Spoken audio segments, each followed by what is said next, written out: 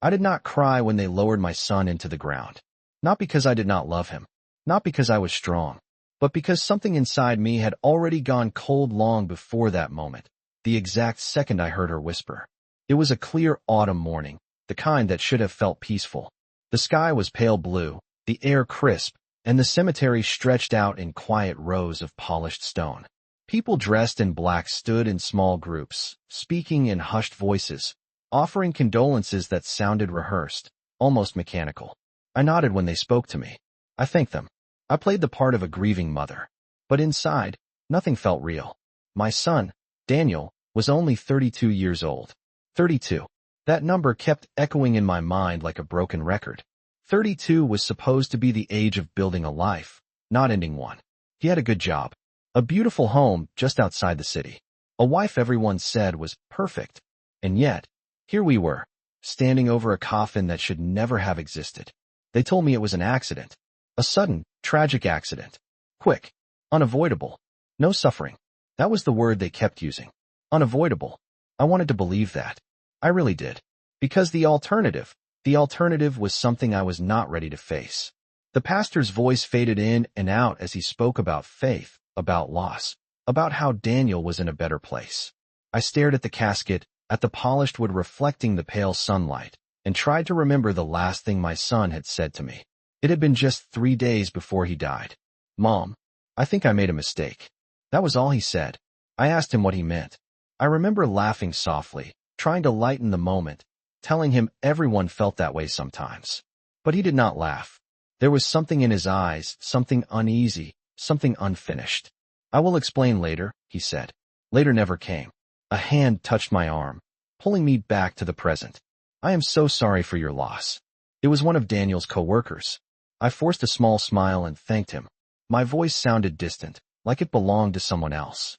And then I saw her. Emily, my daughter-in-law. She stood a few feet away, surrounded by 2 of her friends.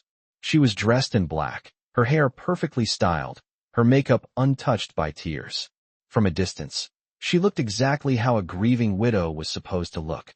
Composed, quiet, dignified, too composed. I had been watching her all morning, without really meaning to.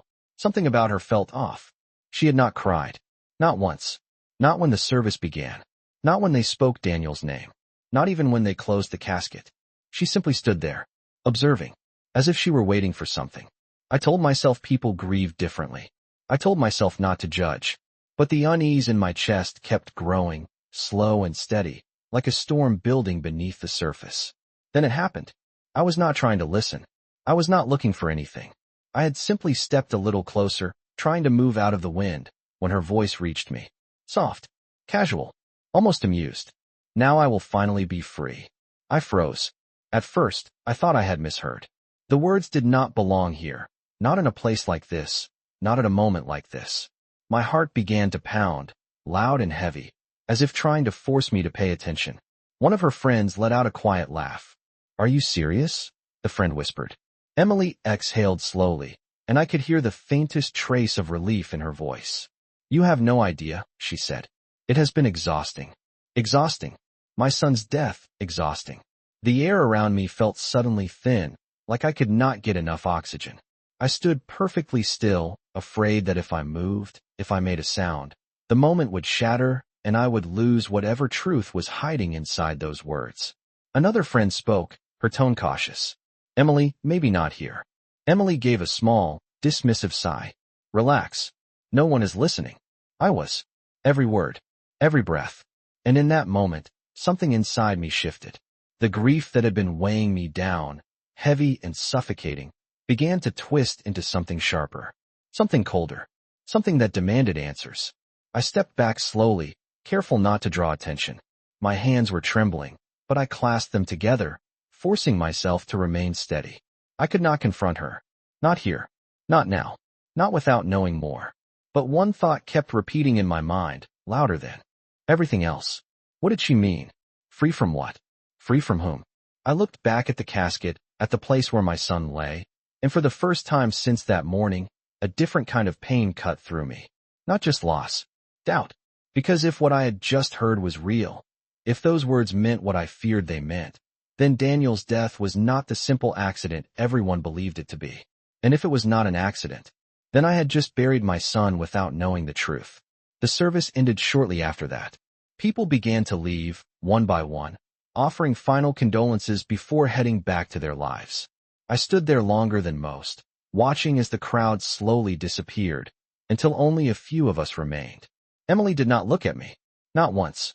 She walked past me as if I were a stranger, her expression calm, almost relieved. That was when I knew. This was not over. Not even close. Because grief does not sound like relief. And a widow does not whisper about freedom over her husband's grave. I did not cry that day, because something far more dangerous had taken its place. The need to know the truth. And I was not going to stop until I found it. I told myself to forget what I heard. I told myself grief can make people say strange things. That maybe Emily did not mean it the way it sounded. That maybe, just maybe, I was hearing pain and mistaking it for something else. But the problem with lies is that they never sit quietly. They echo. They repeat themselves in your mind, over and over, until you either face them or they break you.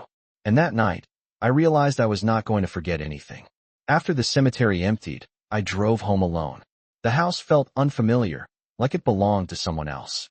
Daniel used to visit every Sunday. He would walk through the front door without knocking, head straight to the kitchen, and open the fridge like he still lived there. "Mom, you never have anything good in here," he would joke. I would pretend to be annoyed, but I always kept his favorite drink stocked anyway. I stood in that same kitchen now, staring at the unopened bottles still sitting on the shelf. The silence was heavy, unnatural. I reached for one, then stopped. My hands were shaking again. Not from grief this time. From something else. Something sharper. I closed the fridge and leaned against the counter, replaying Emily's voice in my head. Now I will finally be free. Free from what? Free from him? No, that did not make sense. Daniel was not controlling. He was not cruel. He was kind, patient, the kind of man who apologized even when he was not wrong. So what exactly had she been exhausted by? I needed answers, and I knew exactly where to start. The next morning, I called Daniel's phone. I knew it would go to voicemail. I knew no one would answer.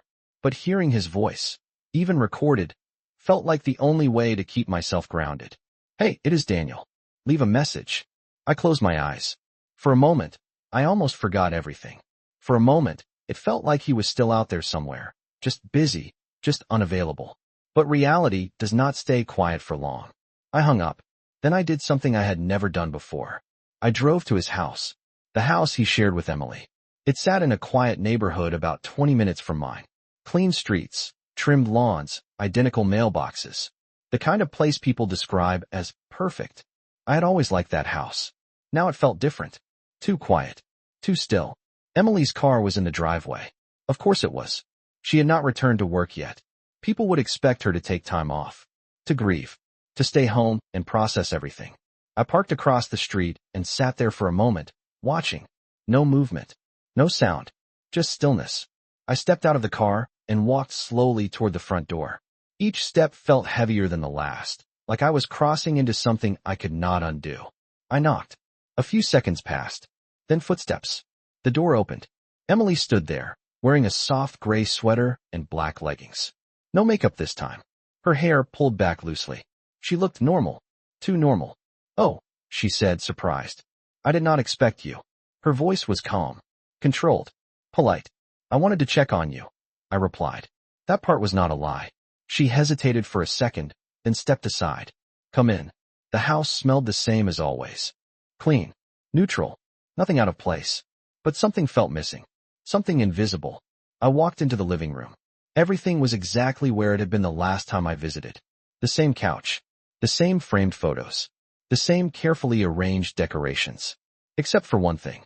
Daniel's picture on the shelf had been turned slightly, almost as if someone had moved it without noticing. Or without caring. Emily sat down across from me, crossing her legs. "Can I get you anything?" she asked. "No, thank you." Silence settled between us. Thick. Uncomfortable. I studied her face, looking for something. Anything. A crack. A sign. But she held her expression perfectly. Too perfectly. "How are you holding up?" I asked. She nodded slowly, as if she had been asked that question 100 times already. "I am managing," she said. "It still does not feel real." Her tone was measured. Practiced. I leaned forward slightly. Emily, can I ask you something? She looked at me, her eyes steady. Of course. I took a breath. What happened that night? For the first time, something shifted. It was small, almost unnoticeable, but I saw it. A flicker. Her eyes moved away from mine for just a second before returning. It was just an accident, she said. That is what they told us. They? I repeated. Who exactly? The hospital. The police. Her answer came quickly. Too quickly. I nodded slowly, pretending to accept it. But inside, the doubt grew stronger. Did Daniel say anything before it happened? She shook her head. No, nothing unusual. That was not true. I knew it. Because he had said something to me. Something important. Something he never got to finish. I watched her carefully. Are you sure? I asked. She smiled faintly. Yes. There it was again. That calm. That control. It did not match the situation. It did not match the loss. And then, without warning, her phone lit up on the table beside her. A message. She glanced at it quickly, then flipped the phone face down. But not before I saw the name. Ryan. My chest tightened. Who is Ryan? I asked, keeping my voice even. She did not hesitate. A co-worker. Something about the way she said it felt rehearsed. Like she had already prepared that answer.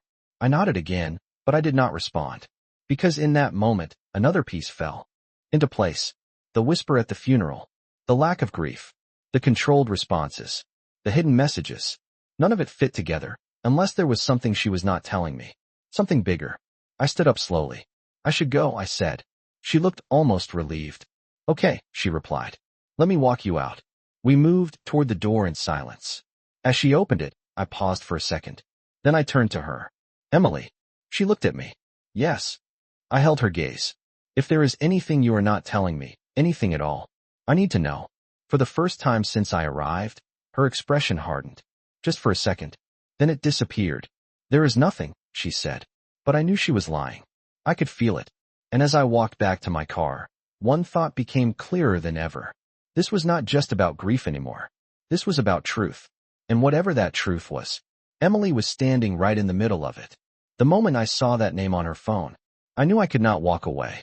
I told myself to stay calm, to move slowly, to not let suspicion turn into something reckless. Because if I rushed this, if I pushed too hard without proof, I would lose my only chance to understand what really happened to my son. So I drove home. But my mind did not. It stayed in that house, replaying everything. The way Emily answered my questions. The way her voice never cracked. The way her eyes avoided mine for just a fraction of a second. And that name, Ryan. I had never heard Daniel mention anyone named Ryan. Not once. That night, I sat in my living room with the lights off, staring at nothing. The silence wrapped around me again, but this time it felt different. Heavier. Like it was waiting. Waiting for me to remember something I had missed. And slowly, I did. Daniel had not always been this quiet. Not in the beginning. When he first met Emily, he was excited. He used to call me late at night, telling me about her. How smart she was. How driven. How she always knew exactly what she wanted. I think she is the one, Mom, he said once. I remember smiling. Because every mother wants to hear that. At first, everything seemed perfect. They moved in together within a year. Bought the house soon after. Their life looked stable. Successful. The kind of life people admire from the outside. But over time, things changed. Not suddenly. Gradually. So slowly that I did not notice it at first. Daniel stopped calling as often. When he did, our conversations felt shorter. More careful. Like he was choosing his words instead of speaking freely. Work has been busy, he would say. I am just tired. At the time, I believed him. Now, I was not so sure. There was one evening that kept coming back to me. It was about 6 months ago. Daniel came over for dinner. Just the two of us. Emily had a late meeting. Or at least that was what he told me. We sat at the kitchen table, eating in silence for a while. That alone was unusual. Daniel was never quiet around me. Is everything okay? I asked him. He looked up, forced a small smile. Yeah, just work. But something in his eyes said otherwise. I remember putting my fork down and leaning forward. You can tell me if something is wrong. He hesitated. Just like he had 3 days before he died. The same pause. The same unfinished thought. It is nothing, he said finally. Just trying to figure things out. Figure what out? He shook his head. I will handle it. Handle it. That was the phrase he used. Not we. Not We will figure it out. Just him. Alone. At the time, I let it go. I regret that now more than anything. Because looking back, that was the moment something started to break. I stood up from the couch and walked to the hallway closet. Inside, I kept an old box. Photos, letters, things I could never bring myself to throw away. I pulled it down and carried it to the table. If there were answers, maybe they were here. I opened the box slowly. Pictures from Daniel's childhood. School drawings. Old birthday cards. And then more recent things. A photo from his wedding. He was smiling. Truly smiling. The kind of smile that reaches the eyes. Emily stood beside him, her hand resting lightly on his arm. She looked beautiful, confident, perfect. But now, staring at that image, I saw something I had not noticed before. Distance. It was subtle, but it was there. Her body leaned slightly away from him. Her eyes were not on him. They were on the camera. I set the photo aside. Then I found something else. An envelope. Plain. Unmarked. Inside was a folded piece of paper.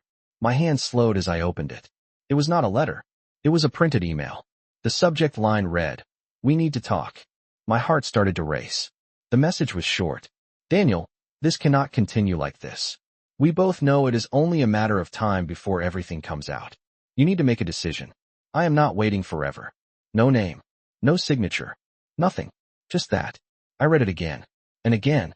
The words felt heavy. Threatening, in a quiet way. Everything comes out. What did that mean? And more importantly, who sent it? I looked closer at the paper. At the bottom, there was a partial email address. Cut off. But not completely. I could make out a few letters. Yin 84 at, my breath caught. Ryan. It had to be. The same name. The same person. I sat back in my chair, trying to process it. This was not just a coincidence. This was a connection. A real one. Daniel had been in contact with someone named Ryan. Someone who was pressuring him. Someone who said, "This cannot continue." Continue what? A secret? A relationship? A problem? My thoughts raced, trying to piece it together. And then another memory surfaced. Sharp. Clear. About 3 months ago, Daniel canceled a family visit at the last minute. He said he had to take care of something important. I remember asking if everything was okay. He paused, then said, "It will be." Not "it is." It will be. As if he was trying to fix something. As if he was already in trouble. I closed my eyes, pressing my fingers against my temples. All of it was starting to connect. Slowly. Uncomfortably.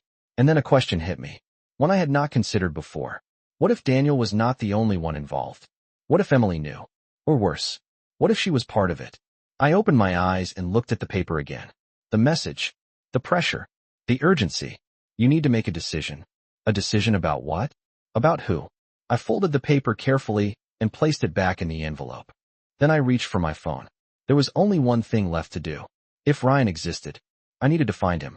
Because somewhere between that message and Emily's whisper at the funeral, the truth was hiding, and I was getting closer to it. The moment I decided to find Ryan, I knew there was no turning back. This was no longer just about grief. It was not even just about suspicion. This was about answers. And every answer seemed to lead me closer to something Daniel never got the chance to tell me. I did not sleep that night. I sat at the kitchen table with the printed email in front of me, reading it over and over again. The words felt different each time, like they were hiding something beneath the surface. This cannot continue. Everything comes out. You need to make a decision. None of those sounded like casual words. They sounded urgent, pressuring, final, like someone was pushing Daniel into a corner. And that thought, that my son may have been dealing with something alone, something serious enough to frighten him, made my chest tighten in a way grief never had. By morning, I had a plan. It was not perfect, but it was enough to start. I made coffee, though I barely drank it, and sat down with my laptop. I typed in every variation I could think of. Ryan 84 email. Ryan workplace Daniel. Ryan connected to Emily. Nothing useful came up at first. Just names. Profiles. Faces that meant nothing to me. But I kept going. Because I had learned something over the years. If you keep looking long enough, something always appears. After nearly an hour, I found it. Not a full match, but close enough. A professional profile. Name, Ryan Carter. Age range, early 30s. Occupation, financial consultant. Location, same city as Daniel. My eyes stayed on the screen. There was no confirmation this was the same Ryan. But the timing, the age, the proximity. It was too close to ignore. I clicked through the profile. Clean. Professional. Nothing unusual. Except for one detail. His company. The name felt familiar. I leaned back slowly, searching my memory. Where had I heard it before? And then it hit me. Daniel had mentioned it once. Briefly. Casually. Like it was not important. About 4 months ago, during a phone call. Just meeting someone. About some financial stuff, he said. I asked him who. He hesitated. Then answered, a consultant. Nothing big. At the time, I let it go. Now, I should not have. I closed the laptop and sat still for a moment. This was not coincidence. Daniel had met with someone. Someone who could be Ryan. Someone connected to finances. Someone who later sent him a message saying, this cannot continue. A slow, uneasy thought formed in my mind. What if this was not about a relationship? What if it was about money? Or something tied to it? I stood up and grabbed my keys. There was one place I needed to go. Back to Daniel's house. But this time, I was not going to ask questions. I was going to look. Emily's car was gone when I arrived. For the first time since everything happened, I felt a strange sense of relief. I did not want to face her again. Not yet. I walked up to the door and paused. I still had the spare key.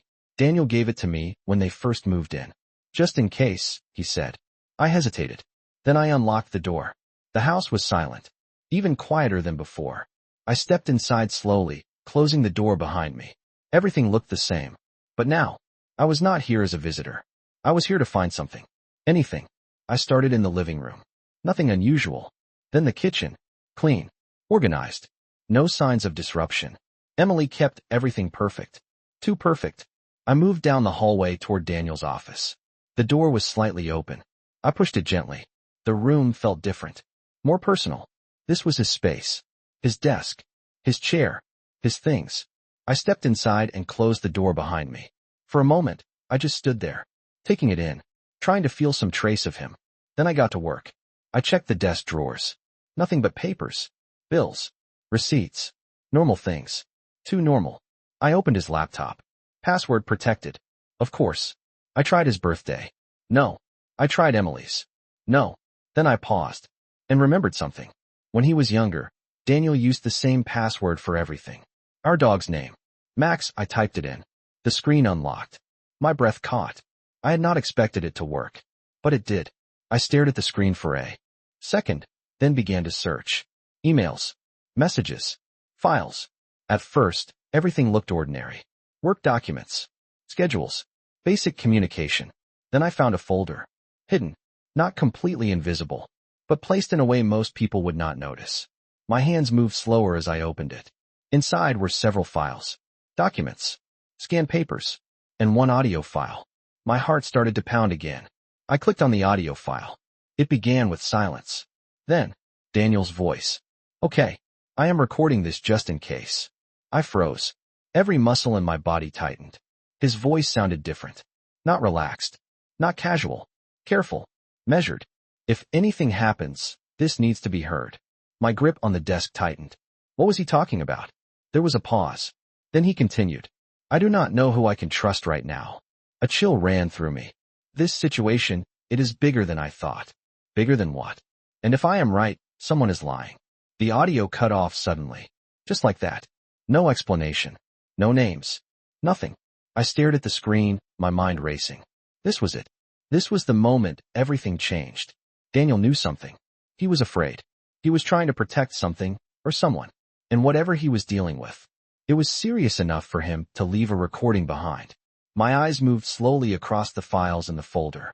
More documents. More pieces. More secrets. And somewhere inside all of this was the truth. Not just about Ryan. Not just about Emily. But about what really happened to my son. I leaned back in the chair, my heart still pounding. Because one thing was now clear. Daniel did not die without warning. He saw something coming. And whatever it was, it had already begun before the funeral. Before the whisper. Before everything. And now, I was walking straight into it. I replayed the audio 3 times before I could breathe normally again. Each time, Daniel's voice sounded the same, controlled, careful, but underneath it, there was something I had never heard before. Fear. Not panic. Not confusion. But the kind of quiet fear that comes when someone realizes they are already too deep into something they cannot escape. If anything happens, this needs to be heard. That line would not leave my mind. Because it meant one thing. Daniel believed something might happen to him. Not if. Something goes wrong. Not just in case. He said it like it was real. Like it was already in motion. I closed the audio file slowly and leaned back in his chair. The room felt smaller now. Tighter. Like the walls were closing in with every piece of information I uncovered. This was no longer a vague suspicion. This was a warning. Left behind by my own son. I turned my attention back to the folder. If Daniel recorded that message, then the other files had to matter. They were not random. They were evidence. I opened the first document. It was a financial statement. At first glance, it looked normal. Monthly transactions. Deposits. Withdrawals. But then I noticed something unusual. A series of transfers. Large ones. Not once, but repeatedly. Every few weeks.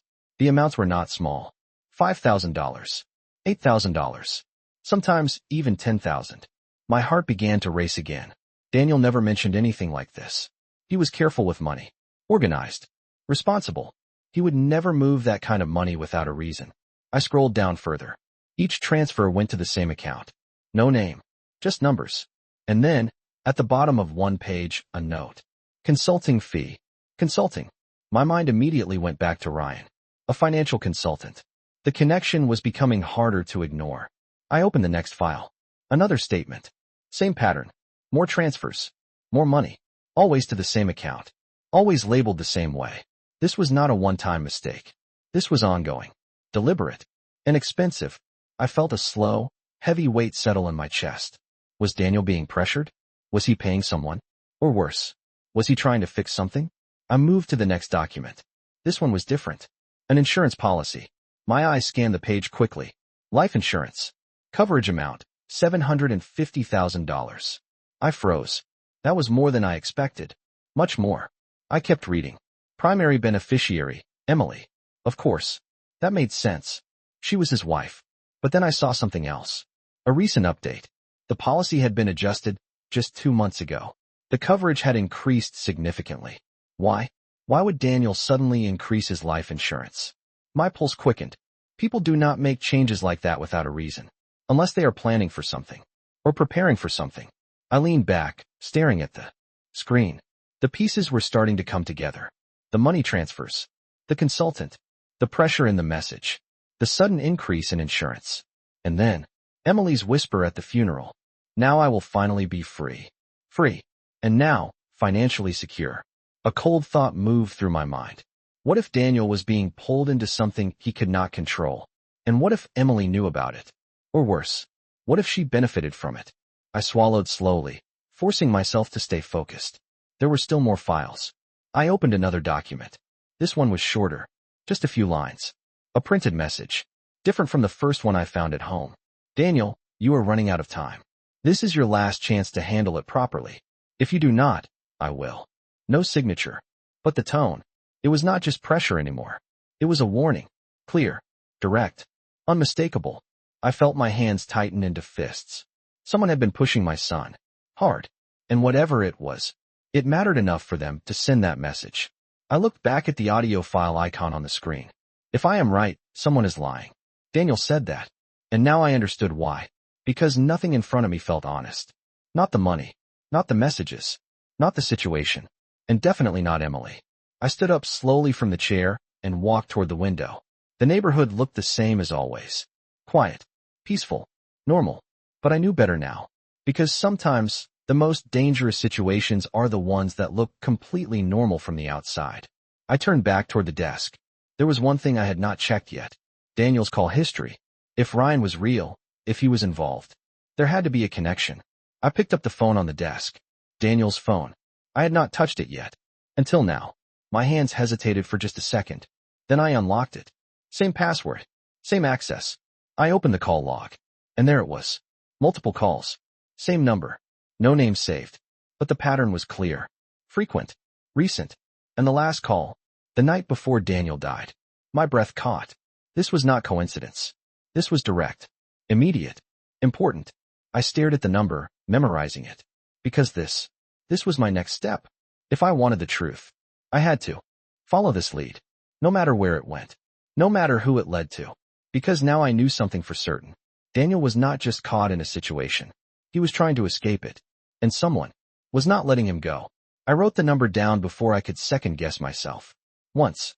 Then again. I checked it twice, making sure I would not forget a single digit. Because this number, this unknown contact, was no longer just a clue. It was a doorway. And I knew that once I stepped through it, everything would change. I looked around Daniel's office one last time, making sure I had not missed anything. The files were still open on the screen. The audio file still sat there, silent now, but louder than anything else in the room. If anything happens, this needs to be heard. It already had, and now it was pushing me forward. I shut the laptop, placed the phone back exactly where I found it, and walked out of the house carefully. I locked the door behind me, just as I always had. From the outside, nothing had changed. But inside, everything had. I got into my car and sat there for a moment, staring at the number written on the small piece of paper in my hand. There was no perfect time to do this. No safe way. Just a choice. Call. Or keep wondering. I dialed. Each ring felt longer than it should. 1, 2, 3. I almost hung up. Then someone answered. Hello. A man's voice. Calm. Neutral. Unfamiliar. My throat tightened for a second, but I forced myself to speak. Hi. I am looking for Ryan. There was a pause. Short, but noticeable. Who is this? He asked. His tone shifted slightly. Not aggressive. Not defensive. But careful. My name is... I hesitated, then decided not to hide it. I am Daniel's mother. Silence. This time longer. And heavier. I see, he said finally. He did not sound surprised. That was the first thing I noticed. I think we need to talk, I continued. Another pause. Then, where are you? The question came quickly. Too quickly. Like he had been expecting this moment. I am near Daniel's house, I replied. Give me 30 minutes, he said. There is a coffee shop on Maple Street. Meet me there. He hung up before I could respond. I stared at the phone. No hesitation. No confusion. No denial. He knew exactly who Daniel was. And now he knew me too.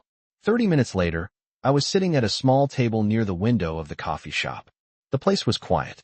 A few people scattered around, working on laptops or speaking in low voices. The smell of coffee filled the air, but I could not focus on anything except the door. Every time it opened, my heart jumped. Until finally, he walked in. Early 30s. Clean cut. Well-dressed. Confident posture. He looked exactly like someone you would trust, which made me trust him even less. His eyes scanned the room, then landed on me. He walked over calmly and sat down across from me without asking. You must be Daniel's mother, he said. I nodded. And you are Ryan. He gave a small, almost polite smile. Yes. Up close, there was something about him that felt controlled. Measured. Like every word, every movement was intentional. Not nervous. Not surprised. Prepared. You called me, he said. So I assume you found something. I did not answer immediately. Instead, I studied him. His face. His expression. Looking for any sign of emotion. There was none. I found enough to know my son was in trouble, I said. His eyes held mine. Trouble, he repeated. That depends on how you define it. My chest tightened.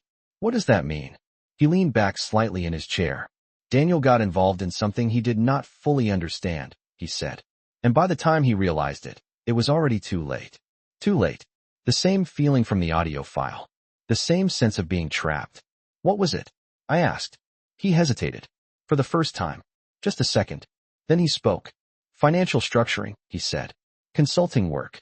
High-value transactions. The words sounded professional. Clean. But something underneath them felt wrong. Why would that be a problem? I pressed. Because not all money is simple, he replied. And not all clients are patient. A chill ran through me. Clients. Plural. Daniel was not just dealing with one person. He was involved with something larger. Were you one of those clients? I asked. Ryan shook his head slowly. No. I was brought in later. By who? He looked at me for a long moment. Then said, by your son. That stopped me.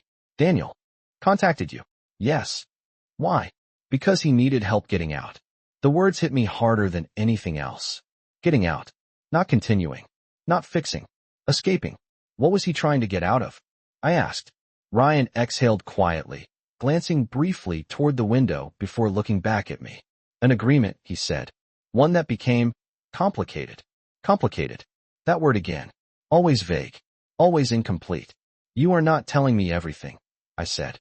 No, he replied calmly. I am not. My frustration rose quickly. My son is gone, I said, my voice tightening. And you are sitting here giving me half answers like this is some kind of business meeting. His expression did not change. I am telling you what I can, he said. Because the more you know, the more risk you take on. Risk. That word stayed in the air between us. What kind of risk? I asked. Ryan leaned forward slightly. The first real shift in his posture. The first sign that this mattered. The kind that Daniel was trying to avoid, he said quietly. My heart pounded. Did someone threaten him? I asked. Ryan did not answer immediately. Then, slowly. Yes. Everything inside me went cold. Who? He looked at me again. Longer this time. Measuring. Deciding. Then he said something I was not ready for. Before I answer that, you need to tell me something first. I felt my chest tighten. What? Ryan's voice lowered. Did Emily know about any of this? The question hit me like a shock. Because for the first time, someone else was asking the same question I had been afraid to say out loud. And suddenly, this was no longer just about my son. It was about her too. Ryan's question did not feel like a question. It felt like a test. Did Emily know about any of this? The words hung in the air, heavy, waiting. I did not answer right away. Because the truth was, I did not know. And that uncertainty scared me more than anything else. I am not sure, I said slowly. But something about her does not feel right. Ryan watched me carefully. What makes you say that? I hesitated, then decided there was no reason to hold back. At the funeral, I said, my voice tightening slightly. I heard her say something. His expression changed just enough for me to notice. What did she say? I leaned forward, lowering my voice. She told her friends. Now I will finally be free. Ryan did not react immediately, but I saw it. A small shift in his eyes. Not surprise. Recognition. You have heard something like that before, I said. It was not a question. He exhaled slowly and leaned back in his chair. I have heard people say similar things, he replied. Usually when they feel trapped. Trapped. The same word, in a different form. But this is different, I said. My son is gone. And she sounds relieved. Ryan nodded slightly. Yes, he said. That is different. Silence settled between us again. But this time, it felt more focused. More dangerous. Tell me about Emily, he said. I frowned. What do you mean? Before everything happened, he clarified. What kind of person was she? I thought for a moment. Confident, I said. Ambitious. Very controlled. Ryan gave a faint, knowing nod. Controlled, he repeated. Yes. She always knew exactly what to say.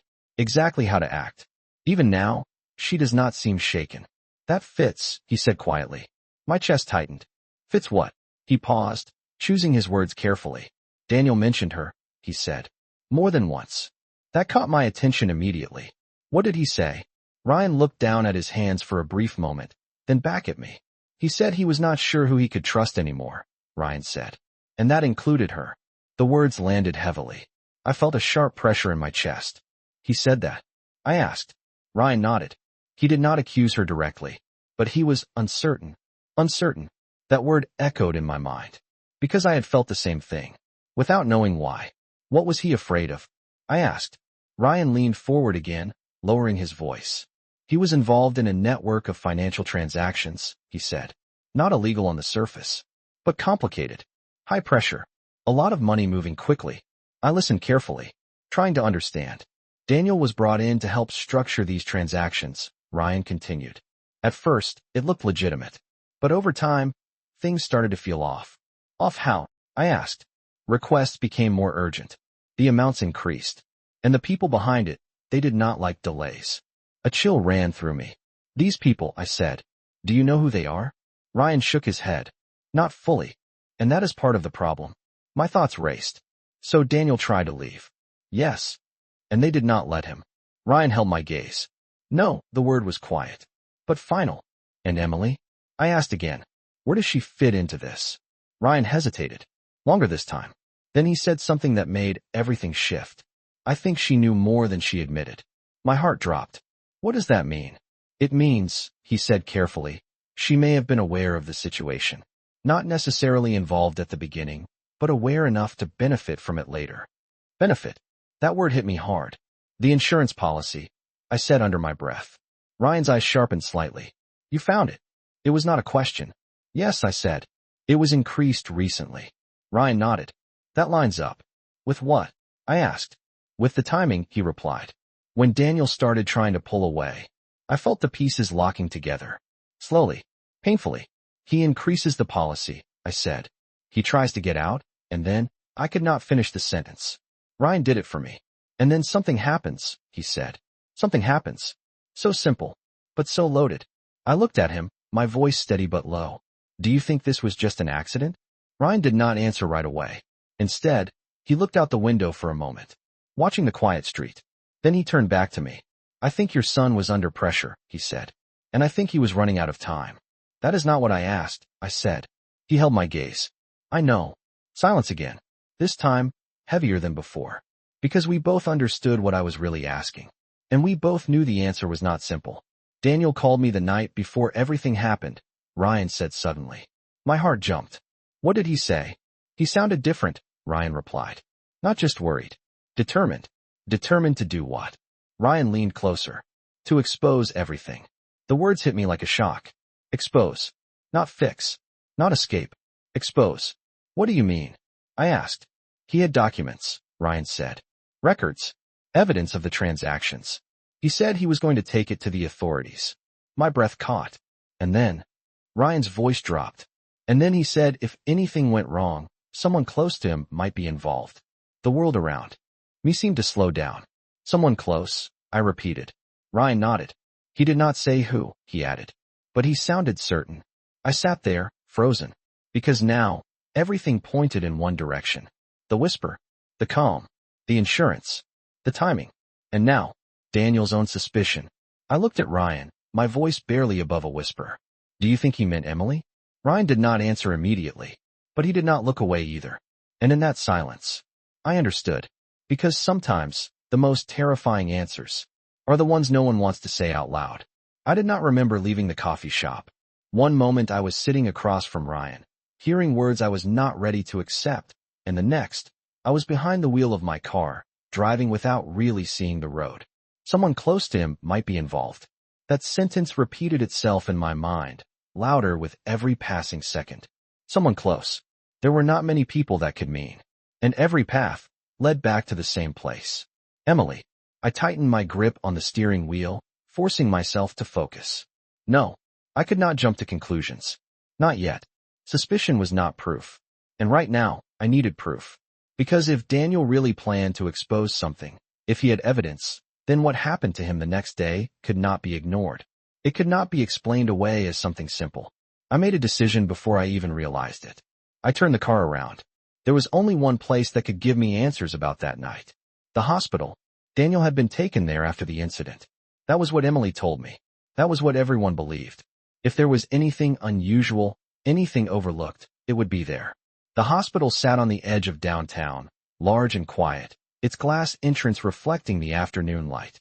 I parked and sat for a moment, gathering my thoughts. Then I walked in. The lobby was calm. Nurses moved quickly but quietly.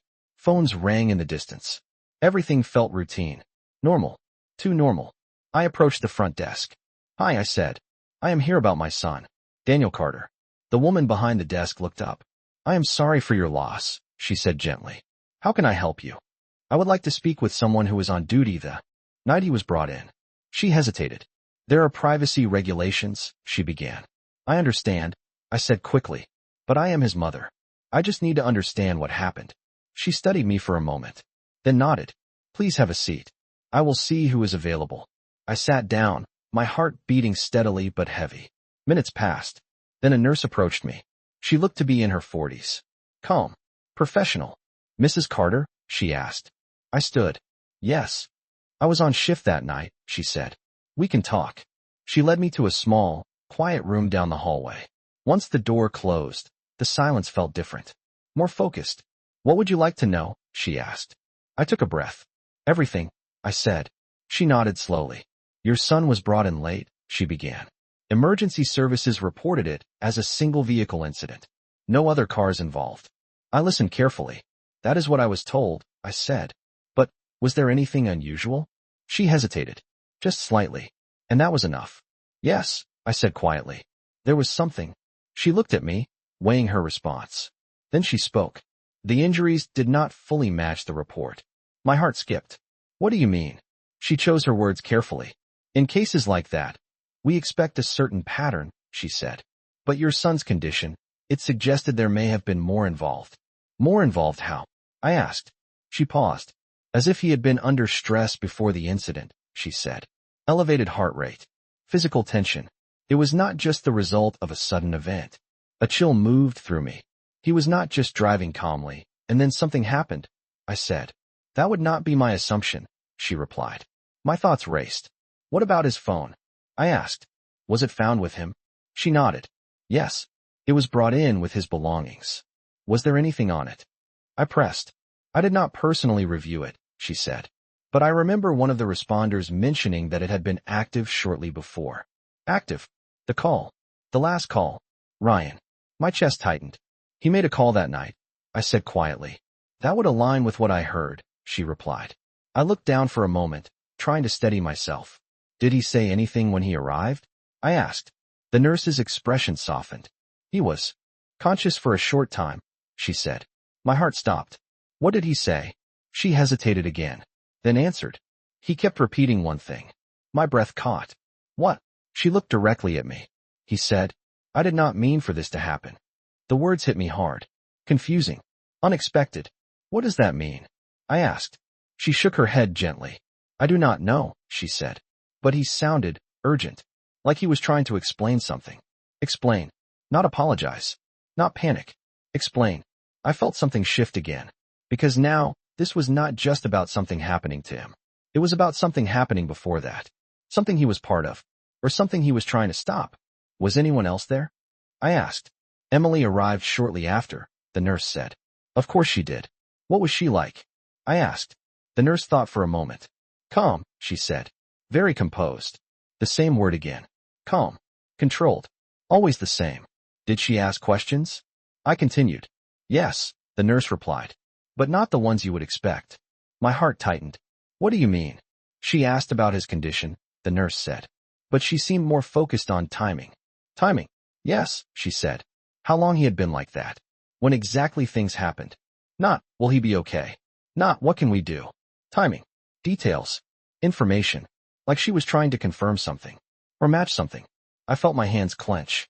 Did she stay with him? I asked. For a while, the nurse said. Then she stepped out to take a call. My breath caught again. A call.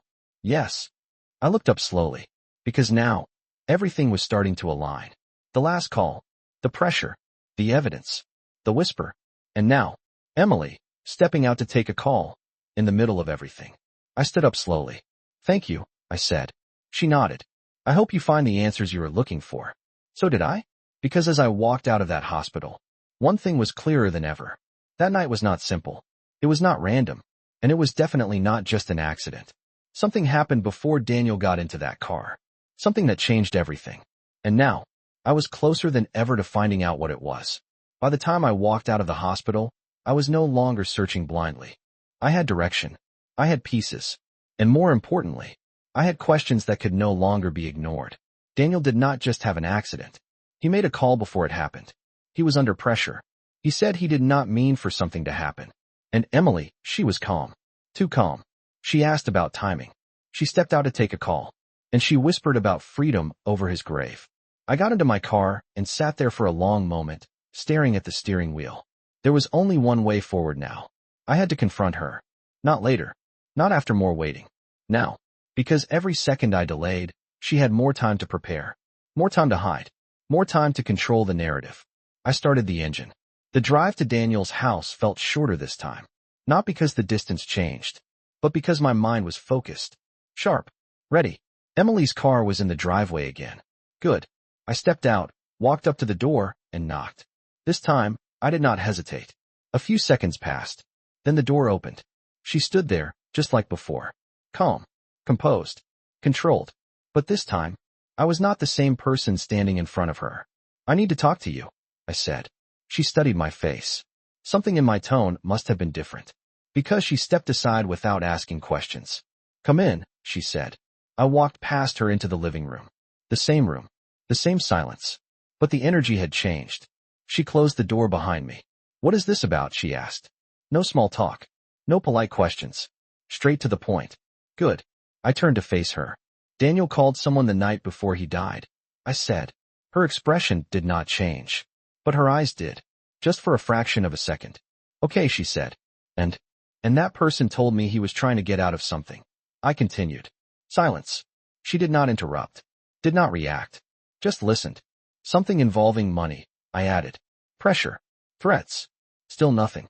I took a step closer, and he thought someone close to him might be involved. That was the moment. The shift. Small, but real. Her shoulders tightened slightly. Her breathing changed. Barely noticeable, but I saw it. Emily, I said quietly, what do you know? She let out a slow breath, then crossed her arms. I think you are trying to make connections that are not there, she said. Her voice was calm, measured, but now, I could hear it. The control was tighter, more deliberate. I went to the hospital, I said. That got her attention. What? She asked. They told me Daniel was conscious when he arrived. I continued. He said something. Her eyes locked onto mine. What did he say? The question came too fast, too sharp. I did not answer immediately. Instead, I watched her, because now, I was testing her. He said, I did not mean for this to happen. Silence. Heavy. Unavoidable. Her expression stayed still. But her eyes. There it was again. That flicker. Recognition. Fear. Gone in an instant. But real. What does that mean? She asked. I stepped closer. You tell me. She shook her head. I do not know. You do, I said. No. She replied, more firmly this time. Yes, I said. And you have known for a while. Her jaw tightened. You are grieving, she said. And you are looking for someone to blame. That almost made me laugh. But there was nothing funny about this. I am looking for the truth, I said. And you think I am lying? She asked. I think you are hiding something. The words landed between us like a weight. She uncrossed her arms slowly, took a step toward me. If I was hiding something, she said, her voice lower now, why would I still be here? The question was sharp, calculated, but I was ready. Because leaving would make you look guilty, I said. Her eyes narrowed slightly. For the first time, she looked irritated, not calm, not controlled. I pushed further. You knew about the financial situation, I said. You knew he was trying to get out. I knew he was stressed, she replied. That is it. That is not it, I said. There was money, transfers, pressure. She looked away for a second, then back at me. That had nothing to do with me. Then why did you ask about timing at the hospital? I asked. That stopped her.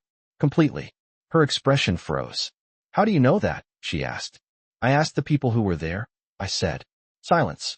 This time longer. More dangerous. You were not acting like someone worried about her husband. I continued. You were acting like someone trying to confirm something. Her breathing changed again. Faster now. Subtle. But real. You are twisting things, she said. No, I replied. I am finally seeing them clearly. I took one more step forward. Close enough now that she could not avoid me. Who were you on the phone with that night? I asked. Her eyes widened slightly. Just enough. I do not remember, she said. That was a mistake. A big one. You do not remember? I repeated. It was a stressful night, she said quickly. I was not thinking clearly. You remember everything else, I said. But not that. She did not respond. Because she could not. And we both knew it. I held her gaze. Unmoving. Unrelenting. Was it Ryan? I asked. The name hit her like a shock. Her reaction was immediate and impossible to hide. How do you know that name? She asked. There it was. Confirmation. Not spoken, but undeniable. Because now, she was not denying anything anymore. She was asking how much I knew. And that told me everything. I straightened slightly, my voice calm but firm. I know enough, I said. And for the first time since I met her, Emily did not look in control. Because whatever she had been hiding was finally starting to come out. The moment I said his name, everything changed. How do you know that name? Emily's voice was no longer calm. It was sharp, uncontrolled. And for the first time since I had known her, she looked uncertain. That was all I needed. Because people who have nothing to hide do not react like that. They deny, they question, they dismiss, but they do not panic. And Emily was very close to panic. I held her gaze. Because Daniel knew him, I said. And now so do I. Her breathing became uneven, subtle, but real. You have been talking to people, she said. Yes. Who? That does not matter. It does, she insisted. Because you clearly do not understand what you are getting into. That sentence made everything pause. Because that was not denial. That was a warning. I stepped closer. Then explain it to me, I said. She shook her head immediately. No, no. I repeated. You should stop, she said. Right now. The tone was different. Lower. More urgent. Not defensive anymore. Protective. But not of me. Of something else. Daniel was trying to expose something, I said. And you knew about it. I told you I did not. Yes, you did. I cut in. And you were there that night. You stepped out to take a call. You asked about timing. You knew what was happening. Stop, she said, louder this time. But I did not. Because now, I was past the point of stopping. He called Ryan before everything happened. I continued. And Ryan told me something. Her eyes locked onto mine again. What? He said Daniel believed someone close to him was involved. Silence. Heavy. Unavoidable. And then, something shifted. Not just in her expression. In her posture. In the way she held herself. The control she had been clinging to started to crack. You should not have gone digging, she said quietly. There it was. Not denial. Not confusion. Acknowledgement. You were involved, I said. She closed her eyes for a brief second. Then opened them. No, she said. Not the way you think. Then explain it, I demanded. She hesitated. Longer this time. Then she turned away from me and walked toward the window. For a moment, she said nothing. And then, as she spoke, I knew about the money, she said. My chest tightened. How? Because Daniel told me, she replied. Not everything, but enough. I stepped closer. What did he tell you? That he was working with people he did not fully trust, she said. That the situation was getting complicated. That he wanted out. That matched what Ryan said. So you knew he was in trouble, I said. Yes. And you did nothing? She turned back to me sharply. I tried, she said. You think I did not try? Her voice carried something new now. Emotion. Real. Unfiltered. I told him to walk away, she continued. To cut ties. To stop everything. Did he? No, she said. Because it was not that simple. Nothing about this was simple. What about Ryan? I asked. Her expression tightened again. Ryan was supposed to help, she said. Help how? By cleaning things up, she replied. By closing accounts. Redirecting transactions. Making everything disappear. Disappear. That word sent a chill through me. Was that legal? I asked. She did not answer directly. It was necessary, she said. That was not the same thing. And the night Daniel died. I pressed. What happened? She looked down. For a moment. Then back at me. He told me he was done, she said. That he was going to take everything to the authorities. My heart pounded. That is what Ryan said. She nodded. Yes. And how did you react? I told him to wait, she said. To think about it. To understand what it could cause. What could it cause? I asked. Problems, she said. For everyone involved. For him. I asked. For us, she corrected. Us. That word mattered. You were part of it, I said. She shook her head quickly. No, not like that. But you benefited, I said. The insurance policy. The money. Her expression hardened. That was his decision, she said. Not mine. But you knew, I replied. She did not deny it. Because she could not. And the call you took at the hospital? I asked. Her eyes flickered again. That was Ryan, she said. The confirmation landed heavily. What did he want? I asked. To know what happened, she replied. And to make sure nothing had been exposed. My chest tightened. So even then, you were still thinking about covering this up? I was thinking about surviving, she said sharply. The word echoed. Surviving. Not grieving. Not mourning. Surviving. I stepped back slightly, trying to process everything. You knew he was going to expose everything, I said. And you were worried about what would happen after. Yes. And now he is gone. She did not respond. Because she did not have to. The silence said everything. I looked at her, my voice lower now. Did you know something would happen that night? Her head snapped up. No, are you sure? Yes, she said firmly.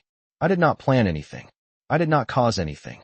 But you expected something, I said. She hesitated. Just for a second. And that was enough. I knew it would not end well, she said quietly. Not well. That was all she would say. But it was enough to understand one thing. This was not random. This was not sudden. This was something building for a long time. And everyone involved knew it was coming. I held her gaze one last time. Because now, there was only one question left. One that mattered more than all the others. If you knew it was dangerous, I said slowly, why did you stay? She looked at me, and for the first time, there was no control left in her expression, only something else, something darker, because whatever answer she was about to give was going to change everything. Emily did not answer my question right away. If you knew it was dangerous, why did you stay? The words stayed between us, heavy and unavoidable. For the first time since I stepped into that house, she did not try to control the moment. She just stood there, still, thinking. And when she finally spoke, her voice was different. Not sharp, not defensive, tired. Because I thought I could fix it, she said quietly. I frowned. Fix what? She let out a slow breath and looked away, as if searching for something that was not there anymore. The situation, she said. The money. The people involved. I thought if I handled it carefully, we could walk away. We. That word again. You mean you and Daniel, I said. She nodded. Yes. I studied her face. For the first time, I saw something that looked real. Not perfect. Not controlled. Just human. You said Ryan was supposed to help, I said. But he told me Daniel was running out of time. Emily gave a faint, almost bitter smile. Ryan helps when it benefits him, she said. Not before. That confirmed something important. Ryan was not just an observer. He was part of this. How did Daniel get involved in the first place? I asked. Emily hesitated, then answered. Through a client, she said. A business contact who introduced him to a series of financial opportunities. Opportunities, I repeated. That is what they called it, she said. At first, it looked legitimate. High-value transactions. International accounts. Everything structured. And then, I asked. And then the rules started to change, she replied. Deadlines got tighter. The expectations got higher. And the people behind it, they stopped being flexible. My chest tightened. They pressured him, I said. Yes. And you knew? Yes. And you stayed. Her eyes met mine. I told you. I thought I could fix it. I shook my head slightly. You increased the insurance policy, I said. That was Daniel, she replied quickly. But you agreed to it. She did not deny it. Because she could not. Why? I asked. Her silence lasted longer this time. Then she said something I did not expect. Because he thought something might happen. The room felt colder. He told you that? I asked. She nodded slowly. Yes. What exactly did he say? Emily swallowed. He said, if things went wrong, he wanted to make sure I would be taken care of. Taken care of. Not protected. Not safe. Taken care of. A financial decision. A final preparation. And you accepted that? I asked. I did not want to, she said. But he insisted. I stepped back slightly, trying to process everything. So he knew, I said. He knew he was in danger. Yes. And instead of leaving, he stayed. Emily nodded again. He said he could not just walk away, she said. Because if he did, they would not let him. They. Always unnamed. Then why not go to the authorities earlier? I asked. He was gathering evidence, she replied. He wanted to make sure it was enough. That matched what Ryan said. The documents. The files. The recording. Everything pointed to that. And the night he died. I asked. What happened between you two? Emily closed her eyes for a brief moment. Then opened them. We argued, she said. My chest tightened. About what? About his plan, she replied. He wanted to move forward. Immediately. No more waiting. And you? I told him it was too risky, she said. That he needed more time. Did he listen? No, silence filled the room again. Because we both knew what came next. He left, she said. After the argument? Yes. And then, the incident happened. She nodded. That was the story. But something still did not fit. Not completely. Because one piece was still missing. The whisper. The calm. The relief. I looked at her again. There is still something you are not telling me, I said. She did not respond. I heard what you said at the funeral, I continued. You said you were finally free. Her expression froze. Not defensive. Not angry. Just still. You remember that? She asked quietly. Yes. She looked down. And for a moment, she did not speak. Then finally, she said something that changed everything. I was not talking about Daniel. My heart stopped. What? I was talking about the situation, she said. The pressure. The constant fear. The people watching every move we made. Her voice shook slightly now. Real emotion. I was exhausted, she continued. Not from him, but from everything around us. I stared at her, trying to understand. So you were not relieved he was gone, I said. No, she replied immediately. I was relieved the situation was over. That sounded reasonable, but something inside me still resisted it. Because timing mattered, words mattered, and context mattered. You expect me to believe that? I asked. I am telling you the truth, she said. Maybe she was. Maybe she was not. But one thing was certain. There was still something missing. One final piece that did not fully align. And as I stood there, looking at her, I realized something. This story was not finished. Not yet. Because there was still one question left unanswered. One detail that did not fit. And until I found it, I could not accept any version of the truth. Not hers. Not Ryan's. Not anyone's. Because somewhere between Daniel's warning, the money, the pressure, and that final night, there was one moment. One decision. That changed everything. And I was about to find it. There was only one piece missing. One moment that did not fit. One truth that still refused to reveal itself. And I knew exactly where to find it. Daniel recorded something. I said slowly, looking at Emily. A message. He said if anything happened, someone needed to hear it. Her eyes widened slightly. You found that? She asked. Yes. Silence followed. Heavy. Unavoidable. Then you already know, she said quietly. No, I replied. I know part of it. Not all of it.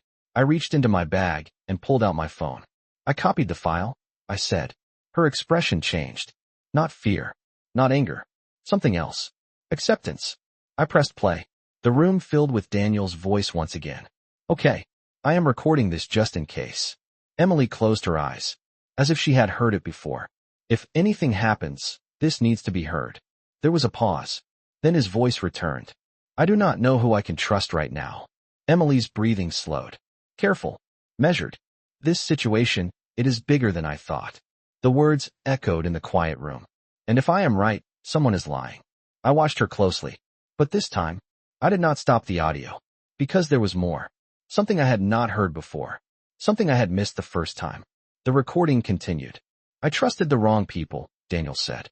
And now, I am trying to fix it. My heart tightened. I have been moving money. Not illegally, but in ways that could become a problem.